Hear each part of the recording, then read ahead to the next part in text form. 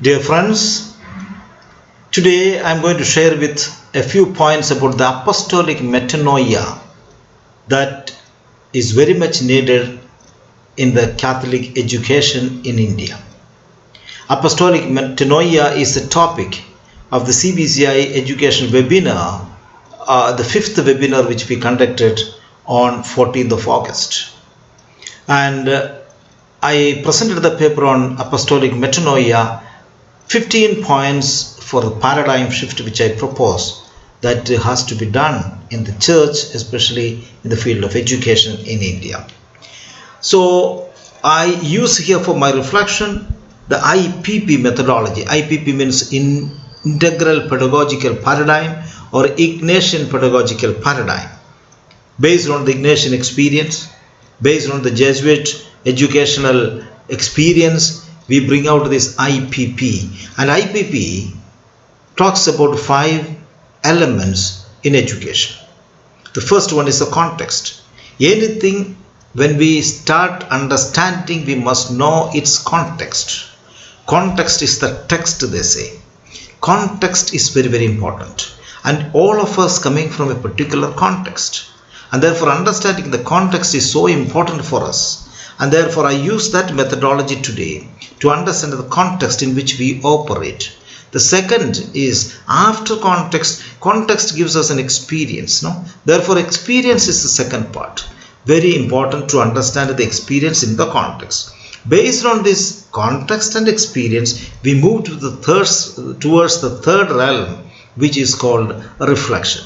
So based on our experience and based on our context gives the experience, and that experience must lead us to reflect, and that reflection must lead us to action, and every action must be assessed. That is called evaluation. And these 5 elements are the ingredients of IPP. And this cyclic movement goes on. So I am going to talk about these 5 areas in the field of education in India. To understand it well, we start with the context. And what is the context of Catholic education in India today? We see in the world over as well as in the country. When we look at the country, we see the socio-political context in India today is having a lot of changes. If you look at the last 30 years, 20 years, we see there is a change in demography, change in economics, change in politics, change in increased violent intolerance is coming up, and the exploitation of the environment is very much, which talks about the Laudato Si. Gender inequality is very much there. Family structures have changed. Communication technology is in a revolutionary world. Religious practices are plenty of changing in every religion, and education also has changed. So this is the context, the larger context. In that larger context, what is our experience? Our experience is the international relationship changed, our country's neighborhood and neighborhood relationship, etc. has changed, our policy has changed. Global terrorism is on the rise all over. Migration is a serious issue which we all faced with. Environmental concerns are so much talked about. We have the global warming and other related issues. It's very important. One cannot close one's eyes towards these kinds of environmental concerns. We have also religious fanaticism. See right now in what is happening in Bangalore. And a lot of fanaticism as well as the secularism is coming up. Too much of secularization of religion. Poverty and unemployment is on the rise. Violence against women and children are on the rise also. We see a corruption is so much increasing. Scientific and technological development is in a revolutionary way it is moving. These days we are all talking about the digital classes, etc. Online classes. It's a reality that scientific and technological development is affecting the human life. And the nationalistic politics is on the rise also. We see that not only in India, now in Sri Lanka, we saw just concluded election. We have seen in many other countries, including the US. So this is our experience. And this experience we must reflect. And reflection on what is the value, why these things are happening, what is the value of the world people are craving for? Honor and power, glamorous, easy life, hedonism we call it. We also have the social status. People all look for social status, power, position, cutthroat competition, being successful, being rich by hook or crook is the motivation of people. There is mediocrity among people. Greed is increasing. Ego is a serious problem. Selfishness and self-centeredness is increasing. Superficiality is the reality. And the 10th point is a lot of injustice is meted out against people. So this is our reflection. In that reflection, what action we need? Action needed at this juncture for the church is, as Catholic educationists, it is apt that we all look at Catholic education in India to give new stimulus to the church's involvement in the field of education. We must be daring to look at the areas needed rectification or more deeper renewal. We must recall the fundamental characteristics of Catholic education. The challenges to Catholic education institutions are called to respond. Pope Francis rightly says, education is not about knowing things or taking lessons, but about being able to use three lingos, those of the head, the heart, and the hands. Learning so that you can think about what you feel and do, can feel what you think and do, and can do what you feel and think. Unity within a person. The Catholic Education Policy 2007, which was a landmark education policy of the Catholic Church, which is prepared by the CBCI, says, we resolutely and effectively focus our priorities, our personal, finances and institutions on the education of Catholics, Christians and the marginalized, especially the Dalits, the tribals and the women.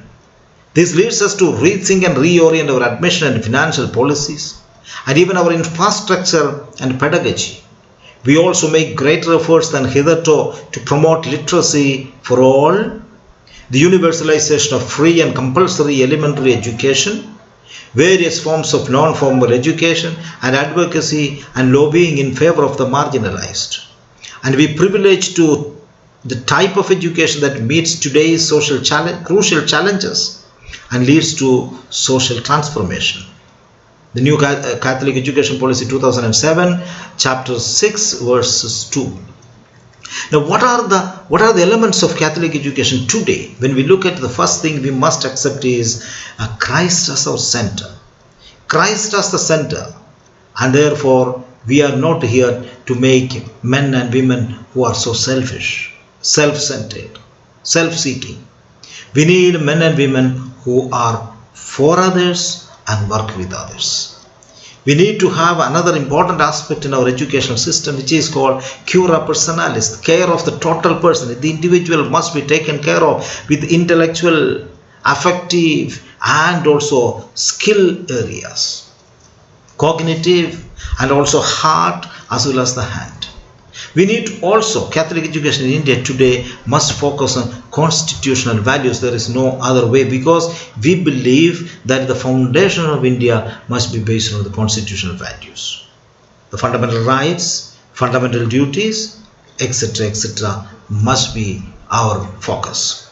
Catholic Education Policy 2007, which is a very, very good document. Of course, we are changing that one according to the changing situation. Now we are revising it. Soon the new policy will come, but the basis of that policy, which was prepared in 2007, was so a landmark. And we are here forming men and women, forming and educating agents of change. We are not here to make people who are self-centered, selfish and intellectual monsters. We need to create people who are the agents of change. So significance of the training of personnel therefore is so important for a Catholic educator. Professional competence is necessary condition for better contribution. I appreciate the NEP 2020, which has talked about this very, very seriously. The training of the personnel in our schools are very, very important. They should have the ability to create, invent and manage learning environments that provide plentiful opportunities. They should be able to respect students as multiple intelligences and guide them towards significant and profound learning. Remember, every teacher is a barefoot counselor who must be a mentor for our students. To fulfill such expectations, this start should be provided at institutional level with competent leaders of the church like the CBCI or the other conferences and provincial level leaders of congregations showing the way. We are witnessing an increased hostility towards church and its educational activities by a section of political and religious organizations in India and elsewhere. Increased mob attacks and hooliganism against reputed institutions are the order of the day in many states. We witness a remarkable differentiation, privatization and even expropriation of knowledge by newly mushroomed corporate educationists on the one hand, and on the other we see reactionary fundamentalist organizations entering into the educational arena with the tacit support of the ruling governments. We face the challenge to make young people realize the beauty of faith in Jesus Christ and of religious freedom in a multi-religious context. What are the changes for Catholic schools? Pope Francis puts it, provide us with new challenges which sometimes are difficult for us to understand. There are various challenges we face, the challenges of identity. In a multi-pluralistic society, we face the challenge of identity. What is a Catholic school? The challenges of school communities, the challenges of dialogue with other religions and cultures and languages, the challenges of learning society, the challenge of limited means and resources, pastoral challenges, specific challenges for multi-religious and multicultural societies. We also have the challenges of teachers' lifelong training.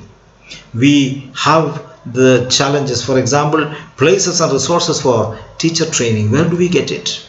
And finally, we have the pandemic challenges. What are the pandemic challenges? The pandemic challenges raises the questions about our accustomed ways of conducting schools, of teaching confined to classrooms, role and function of schools in the neighborhood. We also, COVID-19 is teaching us on our interrelatedness, that we belong to one human family, one ecosystem. The task of education to teach this new global sense of connectivity. The pandemic invites us to revisit our identities of nation, culture, religion. How does education help us to student view one's identity in relation to the identities of others in the larger whole? Pandemic helps us to discern the credentials from the essentials from the trivial, not the credentials, the essentials from the trivial. Education could equip them for sifting through many possibilities and choices. Educate for life, not only for job. Delhi government introduced happiness curriculum and happiness classes for 45 minutes are conducted in their schools. That has proved to be very, very helpful and received international recognition and accolade. We need to be creative, relevant, innovative to meet the present day challenges. School should not be island in itself. It needs to connect with neighborhoods, culturally and socially. How will we learn to manage uncertainties? Have insisted on discipline for itself, but as a tool for learning and teaching. And finally, schools, especially the Catholic schools, need to be more a joyful campus. Therefore, I am proposing 15 paradigm shifts for us as educators, as managers, as religious and the priests and brothers who are managing the schools. We have 15 areas I am proposing. The first one is move from administration to animation. We are very good at administrating an institute. We need to move from that to animating people, to help people, to accompany people, to walk with people side by side. We need to move from I, me, myself to we. A teamwork, the collaboration, networking must happen. We cannot claim everything as our work. We need to move from control to collaboration. We need to move from comfort zones to greater networking. Move from management to a movement, which is very, very important. Management is easy, but becoming part of a movement in the sense we have to be with the people ready to change and amend if need to be, deleting some aspects of our life and making ourselves more with people. Move from success to efficaciousness. Generally the world is looking for success. We need not worry about the success. We make our people more fruitful, more efficacious. We need to move from subject-oriented teaching to child-centered teaching. We also need to move from performer to a seeker. A lifelong learning must be part of us. Move from conventional thinking to critical thinking. It's easy to be a conventional thinker, an orthodox thinker, not changing the past, holding on to the traditions, etc. But we need to move critical thinking to critical thinking. From conventional thinking to critical thinking. Move from knowledge to wisdom. Acquiring knowledge is easy, to be wise is difficult, and we are called to be wise people. And we have to move from authority to service. That's what our Master Jesus has taught us. We need to move from authority to service. We need to move from mediocrity to excellence. Mediocrity to excellence, and move from past to glory to the present splendor. We need to see, many of us are living in the past glory. Our great men and women have worked so tirelessly, and we are standing on their accolade. We need to make ourselves also contributors. Therefore, I say, move from past glory to present splendor, and move from stagnation to creativity. We need to be creative, innovative, contributors, and finally move from tradition to innovation. These are the calls which is required today in the context of the changing world. And the final area we need to look at is the evaluation. After action, we need to evaluate. What is it? So evaluation must be self-introspection.